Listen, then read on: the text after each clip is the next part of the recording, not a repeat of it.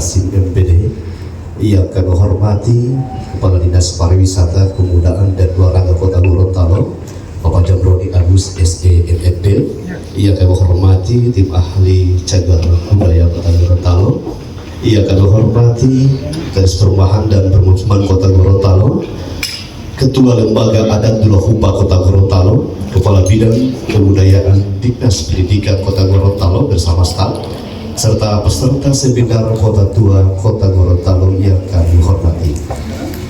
Ya Allah, atas segala dosa dan kesalahan kami yang telah kami perbuat. Ampunilah kami, maafkanlah kami. Ampunilah dosa dan kesalahan para pemimpin kami. Ampunilah dosa dan kesalahan dari ayah ibu kami. Ya Allah, limpahkan keberkahan dan setiap langkah dan usaha kami agar bernilai ibadah di sisi-Mu. Assalamualaikum Ya Allah, warahmatullahi wabarakatuh. Yang terhormat pejabat sekretaris daerah Kota Gorontalo, yang kami sebut nama beliau Bapak Dr. Andrus Dedi A. Kadula MSI, yang saya hormati Kepala Dinas Pendidikan Kota Gorontalo, kami sebut nama beliau Bapak Dr. Lukman Kasim MPD, yang saya hormati Kepala Dinas Pariwisata Kota Gorontalo, yang saya hormati Kepala Dinas Perumahan dan Pemukiman Kota Gorontalo, yang saya hormati Ketua Lembaga Adat Dulahupa Kota Gorontalo, yang saya hormati tim ahli cagar budaya Kota Gorontalo, yang saya hormati para narasumber serta hadirin dan peserta. Izinkan saya membacakan laporan panitia.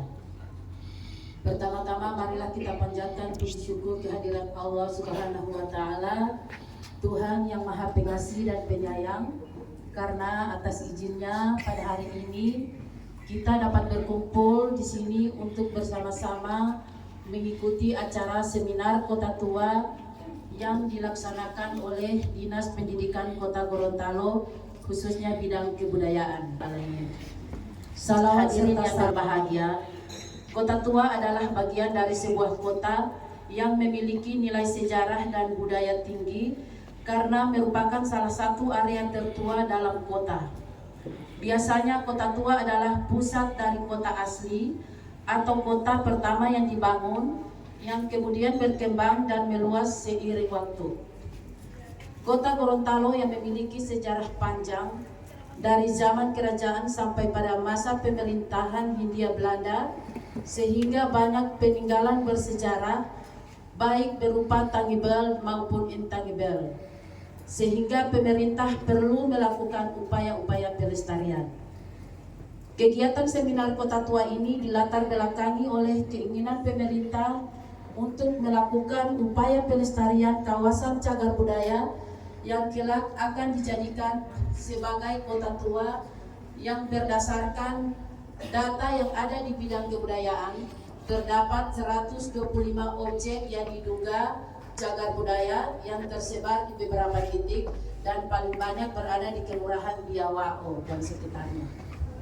Ibu Bapak yang kami hormati, selanjutnya sambutan pejabat sekretaris daerah Kota Gorontalo sekaligus membuka kegiatan seminar Kota Tua oleh Bapak Dr. Andrus Haji Dedi Arpandi Kadula MSI. Kami persilakan. Assalamualaikum warahmatullahi wabarakatuh. Yang saya hormati Kepala Dinas Pendidikan Kota Gorontalo, saya hormati Bina PD yang hadir langsung, ada Kepala Dalam juga termasuk pemerintah daerah, adalah bagaimana melakukan pelestarian cagar budaya. Salah satu upayanya adalah dengan menerbitkan peraturan daerah Perda tentang cagar budaya, yaitu Perda nomor 8 tahun 2022 tentang penyelenggaraan cagar budaya, di mana bertujuan ada bagaimana upaya untuk pelestarian. Karena ini ada di APBD, tapi ada gambaran-gambaran bantuan dari kementerian. Apalagi kita punya teman-teman di kota ini banyak jaringan, termasuk Pak Pejabat. Pak Pejabat ini adalah senior kami di HMI. Maka persoalan ini kita akan bawa sebagai salah satu bagian dari konteks Oleh karenanya, saya ingin menyarankan Pak Kadis bila berkenan, pemilihan kota tua ini kita lanjutkan dengan tim, dan tim itu bekerja secara teknis, undang kepala kelurahan Biawao dan lurah-lurah yang terkait dengan adanya situs maupun hal-hal yang berkaitan kota tua. Saya kira ini gambaran kami Pak Kadis sebagai langkah strategis untuk penataan kota. Sehingga ini membantu semua. Assalamualaikum warahmatullahi wabarakatuh. Saya menyambut kedua pembahasan tadi. Memang ini yang kami inginkan Pak Kadis, ini kesempatan baik sekali. Saya melihatnya apa yang disampaikan oleh Pak Jainan, salah satu bidang di lembaga ada dan dari perguruan tinggi. Sisi yang paling dekat itu sisi ekonomi tadi. Saya sering dengan moderator ini sejarahnya itu banyak sekali yang dia tanya. Cerita Oprakon, saya ingat, POC-nya. Di salah satu bagian itu kan kantornya Oprakon. Pak Nelson itu kan begitu getol berkaitan dengan perkelapaan. Ada pihak dia, siapa yang tidak tahu pihak dia kekayaan. Ini yang barangkali kepada kita berikan kembali, tidak oleh kita, saya sendiri. Kegiatan kami itu kira-kira boleh masuk di mana Pak? Walaupun saya bukan orang Gorontalo, tapi ya suami Gorontalo, anak-anak ada darah Gorontalo, dan ini menjadi perhatian juga luar biasa. Kenapa saya bilang darurat kebudayaan? Karena banyak sekali warisan-warisan yang mungkin nanti tidak bisa dilanjutkan. Contoh misalnya kedutaan, kan? Ini tinggal nenek-nenek yang tua sekali. Terus kalau nenek-nenek meninggal siapa lagi, gitu kan? Sehingga edukasi saya kira melalui tugas pokok Pak Kadis ini sangat penting. Bagaimana memperkenalkan ini kepada siswa-siswa untuk mulai mencintai, mengenal. Beranikannya ini masuk di dalam kurikulum untuk kali ini. Saya sebenarnya 2 poin yang cukup menggelitik saya, yaitu juga termasuk bencana untuk bisa masuk di kurikulum. Ibaratnya kalau sekarang kebencanaan Pak, terkait dengan bencana di setiap hotel yang akan kita laksanakan, ini mulai tren di 2 tahun terakhir selalu di briefing yang sebelumnya tidak. Contohnya begini Bapak Ibu, dalam kurikulum kita itu kita mengenal apa yang disebut dengan P5. Banyak sekolah yang terjebak bahwa P5-nya cukup hanya sekedar menampilkan pakaian adat, menampilkan tarian-tarian, pagelaran budaya lah seperti itu. Tetapi saya mencoba mengoreksi itu dari sisi pemaknaan, bahwa kita tidak sekedar menampilkan itu. Yang sesungguhnya yang perlu kita tarik dari tampilan-tampilan itu adalah makna. Kenapa? Karena dalam P5 itu ada yang namanya berkebinekaan global. Itu konsep kurikulum Pak. Jadi jangan sampai anak-anak ini hanya terjebak dari sisi pagelarannya, tetapi tidak bisa menangkap sebetulnya apa makna di balik itu. Itu pertama, edukasi yang kita lakukan. Yang kedua, lama kita beranggapan bahwa daerah ini adalah daerah yang masuk dalam salah satu daerah dari 19 daerah adat. Pertanyaannya adalah, mana nomenklatur daerah ini bisa mencirikan bahwa ini adalah daerah adat? Maka Dinas Pendidikan telah memulai itu dengan mengeluarkan konsep semua pagar sekolah yang ada di pinggir jalan itu bangun menunjukkan ciri adat. Itu dulu. Landmark itu jadi penting. Dan ini hasil penglihatan kita di beberapa daerah. Begitu masuk pintu gerbang, langsung terbaca, ini kesan yang muncul luar biasa adatnya, luar biasa daerah ini. Juga harus disediakan. Magnetnya itu sebenarnya di sini yang viral. Ini adalah magnet aktivitas sosialnya.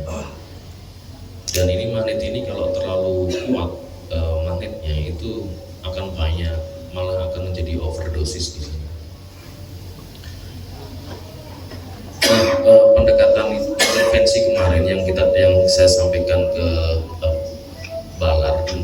pengertiannya itu perlu adanya konsep terpolis gitu ya, dan juga urban counter sebuah headline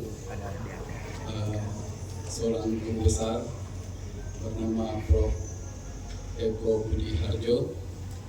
Beliau pernah menyampaikan tagline terkait kota tua bahwa terangnya, tapi memang tertuju, semua mata tertuju di bidang kebudayaan sebagai penyelenggara kegiatan ini. Kenapa kami laksanakan kegiatan ini? Saya flashback ke belakang ketika saya buka RKA, tapi sebelum penetapan kita buat seminar kota tua. Tadi disampaikan ini mau di ACC dengan tidak kita coba dulu. Ya, walaupun ini kegiatan ini memang sempat memang ada pertentangan, tetapi alhamdulillah disinilah kita. Hari ini adalah hari yang terakhir kita membahas kota tua, dan apa yang disampaikan oleh tim ahli cagar budaya Pak Haji Samad itu sudah menjadi bagian dari catatan-catatan bidang kebudayaan yang insya Allah melalui kepala dinas kami akan melaporkan, dan langkah selanjutnya kira-kira seperti apa yang akan kami buat. Ya. Ada satu hal yang perlu kami komentari, bahwa kami bergelut dengan cagar budaya itu dari 2017, ya, dari 2017, dan kami selalu berdiskusi tentang bagaimana cagar budaya tersebut. Setelah masuk gagasan untuk membuat suatu kawasan namanya kota tua, maka diskusi kami dengan tim ahli itu berkembang. Dan tadi Pak Kadis menyebutkan bahwa kita menetapkan kawasan. Jadi secara otomatis ketika kita tetapkan, maka secara otomatis bangunan ODCB di situ itu tidak bisa dibuat apa-apa. Tetapi pada pasal 34 Undang-Undang Nomor 11 Tahun 2010, itu kawasan itu bisa dibentuk, bisa ditetapkan apabila dalam satu kawasan tersebut seluruh bangunan, seluruh situs ataupun seluruh bangunan ataupun struktur yang berada dalam kawasan tersebut itu sudah ditetapkan sebagai cagar budaya. Statusnya bukan objek cagar budaya, tetapi sudah ditetapkan sebagai cagar budaya. Berangkat dari sini, maka bisa ditetapkan sebagai suatu kawasan. Kita tidak bisa, kalau saya baca, sepemahaman saya yang ada di Undang-Undang Nomor 11 Tahun 2010, bahwa kita tidak bisa langsung menetapkan suatu kawasan tanpa lebih dulu kita menetapkan bangunan-bangunan yang ada di kawasan tersebut. Itu yang pertama. Kemudian yang kedua, terkait apa yang disampaikan oleh Mas Erik, bahwa kita harus duduk bersama. Kalau di kami kalau di arsitek delineasi, ya, kalau di kami zonasi, ya, kalau di kami zonasi memang harus kita rembuk bersama-sama dengan membawa konsep, Pak. Kira-kira sampai di mana? Dari kemarin Pak Kadis sampai di arah ini sana, di Kota Tengah sana, ya, Pak Kadis. Kemudian ada lagi yang cuma sampai di masjid. Nah, ini yang perlu kita kaji secara mungkin dari bidang kebudayaan melalui tim ahli bisa kita kaji, di teman-teman DIY bisa dikaji, teman-teman sejarawan mungkin bisa kaji, dan kita rembuk. Selesai itu kita rembuk, kita bawa konsep masing-masing. Ini yang bagian kebudayaan melalui tim ahli cagar budayanya, IAI-nya seperti ini, sehingga ketika ini ditetapkan, delineasi atau zonasi ini ditetapkan, itu berdasarkan kesepakatan atau berdasarkan disiplin ilmu dan pemahaman daripada masing-masing. Itu yang kedua. Kemudian yang ketiga, terakhir dari kami yang menjadi catatan selama kegiatan 2 hari ini berlangsung, bahwa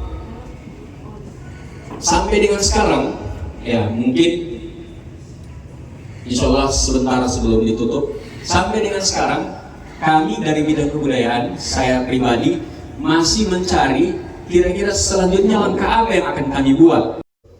Bangunannya udah dibagusin semua.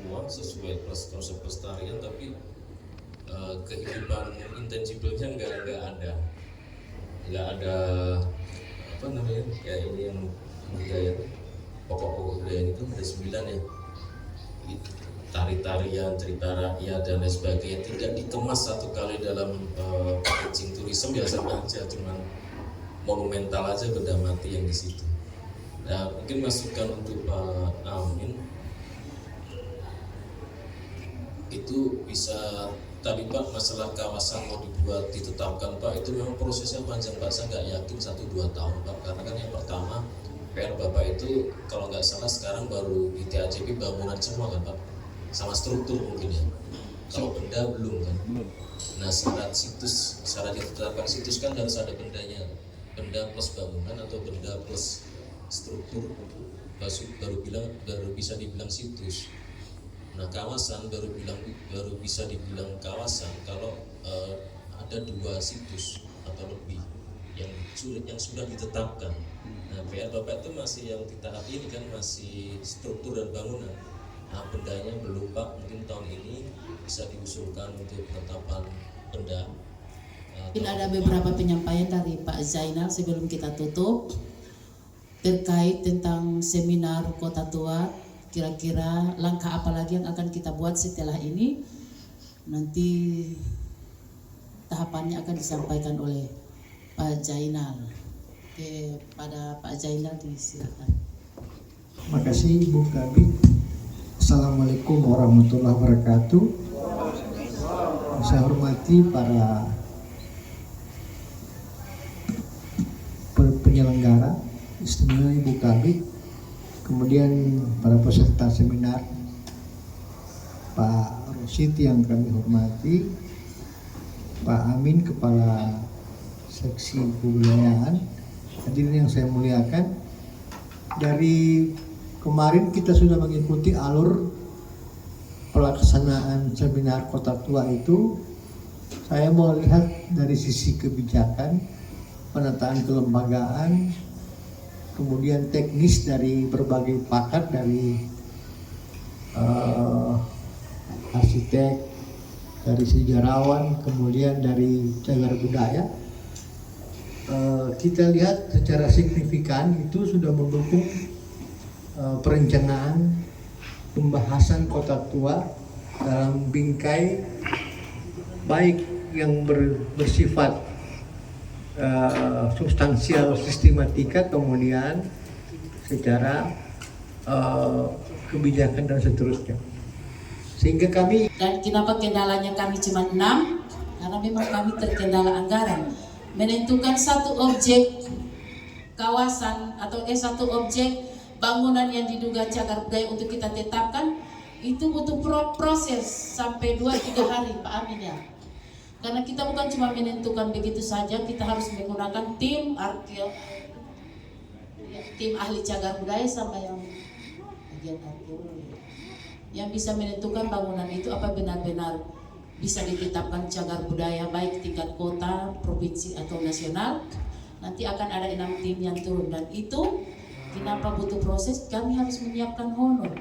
Tim ahli ini mereka bukan tim ahli biasa, karena mereka tim ahli yang dipilih langsung, diseleksi langsung oleh Kemendikbud. Akan buat lagi penetapan di tingkat provinsi. Iya, pemeringkatan apakah bisa diusulkan lagi ke nasional atau tidak, itu sudah urusan tim dari provinsi. Saya kira hanya itu yang bisa saya sampaikan. Mohon maaf jika ada kurangnya. Jadi insya Allah kita akan bertemu lagi di kegiatan-kegiatan selanjutnya dengan mengucapkan alhamdulillahirabbil alamin. Terima kasih atas kedatangan kehadiran Bapak Ibu semua. Kegiatan hari ini seminar Kota Tua kita tutup. Terima kasih. Wassalamualaikum warahmatullahi wabarakatuh.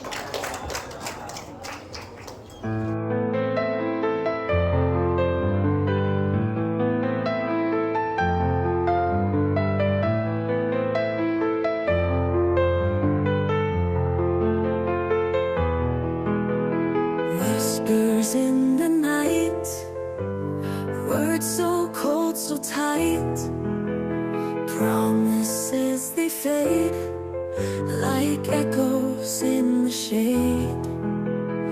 Eyes that once were bright, now searching for the light. Heartaches fill the room, lost in silent gloom.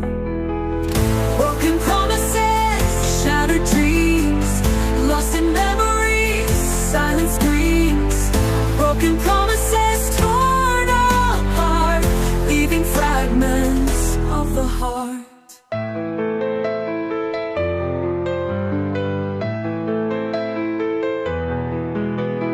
Hopes turned into dust, betrayal's cruel thrust. Trust now feels so far, like a distant star. Time can't heal this pain, falling tears like rain.